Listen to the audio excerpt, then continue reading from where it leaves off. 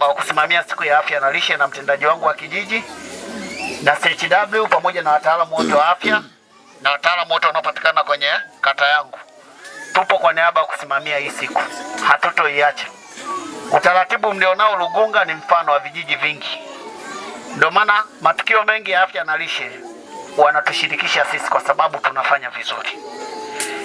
Licha ya pongezi ninazowapa, kuna watu bado wengine kwenye kuchanga wanasuasua, lakini tujitahidi. Na si hivyo tu, tunachanga siku ya afya na lishe, lakini pia na kwenye vyakula vya watoto wetu mashuleni. Napo ni muhimu sana kwa kata yangu, vijiji vya Lugunga, kwa maana shule zilizopo Lugunga zinafanya vizuri sana. Nimjipongeze pia kwa hilo. Kwenye chakula mashuleni mnafanya vizuri. Kwa hiyo tusibetweke na sifa, lakini tujitahidi, tukazane ili sisi tuwe wa kwanza kitaifa. Tunaweza. Mnajua tunawazidi vijiji vingi sana na mitaa mingi ya mjini. Ni kwa sababu tu licha ya kwamba tunaburuzana, lakini tunafanya nini? Tunafanya, na isitoshe kuna usimamizi mzuri. Wengi wameshindwa kwa sababu ya usimamizi. Kwa tunaomba mpambane, na kwa bahati nzuri mtaalamu wa afya umeshaongea, lakini nikiangalia hapa kauli mbiu yetu ni nzuri kweli. Hii kauli mbiu unasema kwamba afya ni mtaji wako, zingatia unachokula. Jamani, tuzingatie tunachokula. Na kauli mbiu hii, hivi mna makaratasi hata machache? Tunaomba mpate hata makaratasi kwa wale mnaojua kusoma na kuandika, muangalie. Kuna jumbe mbalimbali. Tena naomba nizisome ili kila mtu asikie, kwa sababu ujumbe ndio ujumbe muhimu uliotukutanisha hapa.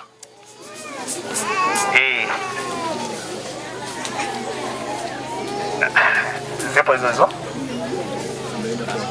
Ameenda kuagawia. Kwa hiyo mnaweza kuendelea kupitia, lakini tuko wale ambao hamtopata fursa. Wamesema kauli mbiu yetu wa mwaka huu ni afya ni mtaji wako, zingatia unachokula, ambapo kuna ujumbe mbalimbali ukiwemo kwamba siri ya afya maharage si hapo, mchicha si upo, mayai si hapo, karanga si zipo, kuku si zipo, jamani, nguruwe kule mbuzi, jamani, hivyo vyote angalau dagaa si zipo. Uzuri ni vitu ambavyo vinapatikana kwenye maisha yetu, sio vitu vya gharama sana. Ukisema nyama basi sawa, hata mara moja kwa mwaka sio mbaya au kwa mwezi, lakini tunahamasisha tule mlo ambao umechanganyika vyakula vyote, kwa maana tupate vyakula vyenye protini, vyenye wanga pamoja na vyenye nini, mafuta. Protini, wanga nani? Chakula chenye vitubisho vyote vilivyokamilika. Tunakumbushana wazee wa afya. Stella. Huwa unawapiga mlo kamili hao kwenye elimu zako, lakini pia anasema baadaye. Maana yake unapokula kwa kuzingatia milo hiyo niliyoitaja, maana yake unaepuka baadhi ya magonjwa. Na mnajua magonjwa kawaida yanaleta gharama.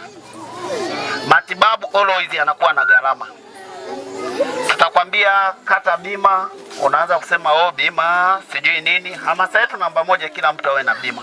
Hata unapokuwa na tatizo lolote la kiafya upate huduma. Sio, tunaelewana?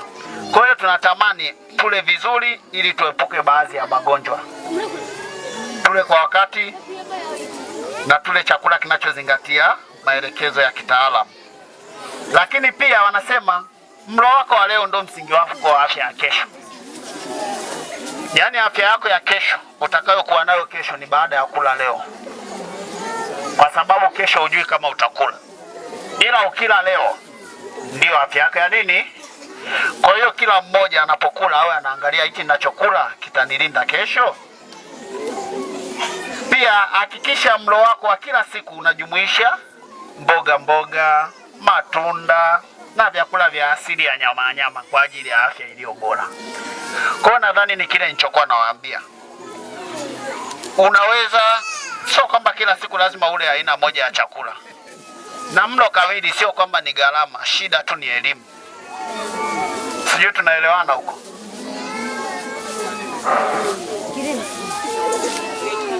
Wamama naomba tusikilizane. Lakini pia wanasema linda afya yako dhidi ya magonjwa kwa kula hiyo mboga mboga, matunda na vyakula vyenye nini, vyenye asili ya nyama kila siku. Unapokula hivyo unakuwa unalinda nini, afya yako. Na wanasema usidanganyike, maana kuna watu ni wapotoshaji kwamba vyakula vilivyoongezewa virutubisho vina matatizo, sijui vina nini. Hapana, usidanganyike. Jitahidi wakati mwingine kula vyakula vilivyoongezewa virutubisho. Lakini pia tunakula samaki, mule tunapata madini pia. Sawa jamani? Jamani, tunasikilizana? Kwa hiyo kicho ambacho unahitajika wewe uandae hata kaploti kidogo, ulime mboga mboga ambapo mule tunapata vitamini. Mboga mboga kama tunalima mchicha, si ndio hivyo? Tunalima matembele.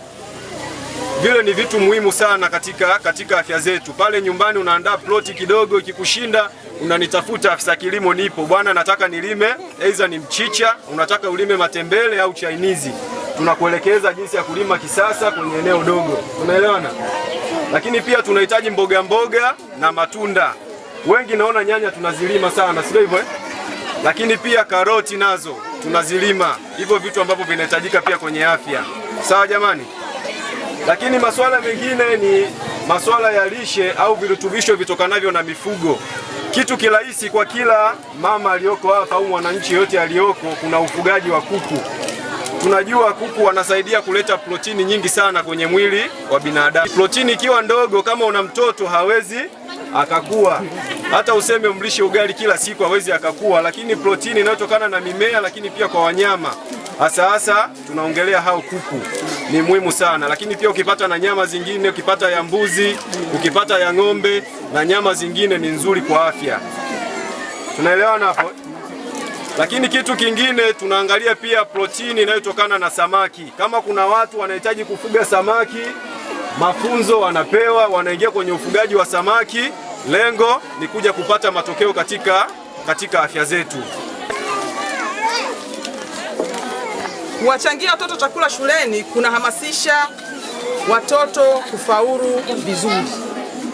Ufaulu unaongezeka. Kwa nini unaongezeka? Kwa sababu watoto watakuwa na uelewa mzuri, watakuwa wanafikiri kwamba muda wa kuenda nacho nyumbani umefika, wanafikiria chakula. Hapana, kwa sababu chakula kipo shuleni.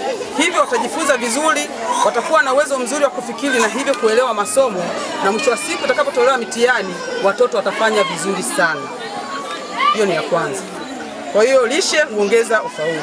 Lakini ya pili, kupunguza utoro kwa wanafunzi. Unapokuwa na chakula shuleni, watoto huhudhuria kwa wingi. Hivyo basi, niwahimize wazazi tuchangie chakula cha kutosha shuleni ili watoto wetu wahudhurie na wapate masomo kwa mfululizo. Sio leo wamekuja, kesho hakuja.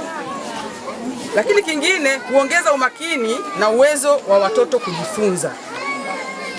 Umakini huu unapatikana baada ya kwamba mtoto anakuwa ameshiba, yani hana wasiwasi wowote, hivyo anakuwa tayari kupokea masomo anayokuwa anawezeshwa na walimu. Jambo lingine, chakula huboresha afya kwa wanafunzi. Tumezingatia makundi yote 6 ya chakula, ambalo kundi la kwanza ni nafaka. Kwenye nafaka sisi tutatumia unga wa mahindi. Kundi la pili ni kundi la vyakula vya jamii ya wanyama, ambapo kundi la vyakula vya jamii ya wanyama tutatumia mayai.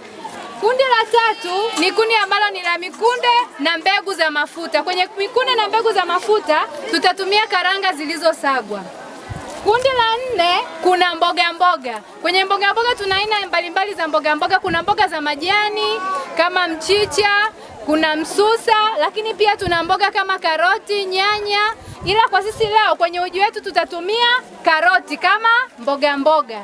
Alafu kwenye kundi la 6, kwenye kundi la 5 tuna matunda, ambapo tuna aina mbalimbali ya matunda. Unaweza kuna machungwa, kuna malimao, kuna matikiti, kuna mananasi, kuna maparachichi. Lakini sisi kwa leo kwenye uji hatutachanganya ndizi. Ila mtoto akishapata uji atapata tunda kama tunda, ndizi kama tunda. Tupo pamoja? Alafu tuna kundi la 6 ambalo ni mafuta salama kwa afya. Mafuta yetu salama kwa afya tutakayotumia ni haya hapa, ambayo ni ndio tumekuwa tukitoa mafunzo kwa viongozi wa ngazi ya vijiji na kata pamoja na wahudumu wa afya ngazi ya jamii ambao wanapatikana katika vitongoji vyetu vyote.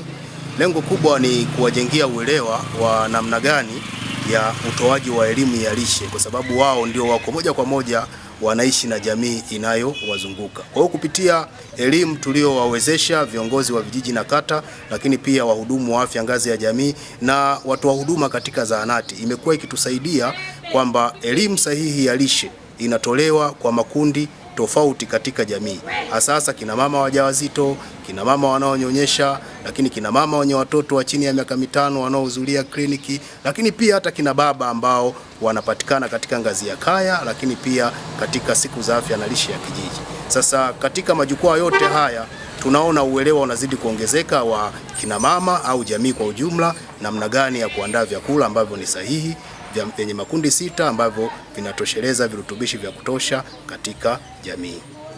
Okay, ya kupitia elimu tunayokuwa tukitoa, pia tunazidi kuwaelimisha wanajamii, kwa sababu kulikuwa na uelewa ambao sio sahihi kwa wanajamii, kwamba tunapozungumzia mlo kamili au chakula bora, basi walikuwa wanachukulia kwamba ni kile chakula cha gharama sana. Lakini tumejaribu kuwajenga, kuwaelewesha kwamba tunapozungumzia chakula bora au tunapozungumzia mlo kamili, ni mlo unaotokana na vyakula vya kawaida kabisa vinavyopatikana katika ngazi ya jamii. Kwa mfano, vyakula vya nafaka, mizizi na ndizi mbichi. Katika maeneo yetu vyakula hivi vipo kwa wingi. Tukizungumzia mahindi yanapatikana kwa wingi, tukizungumzia mihogo inapatikana kwa wingi, ambalo ni kundi la kwanza. Lakini kundi la pili pia tuna vyakula vya asili ya wanyama, ambapo pia vyakula hivi vinapatikana. Wanyama wadogo wadogo katika jamii yetu wapo, lakini pia na vinavyotokana na asili ya wanyama kama mayai, maziwa yanapatikana. Lakini pia tuna kundi lingine la vyakula vya jamii ya mikunde ambavyo pia vinapatikana katika mazingira yetu. Tunatumia mbaazi, tunatumia njegele, tunatumia kunde, ambavyo pia ni kundi lingine la vyakula. Na kundi lingine ni kundi la mboga mboga, ambalo mboga mboga hizi zinapatikana tu kwa wingi katika mazingira yetu. Tuna kundi la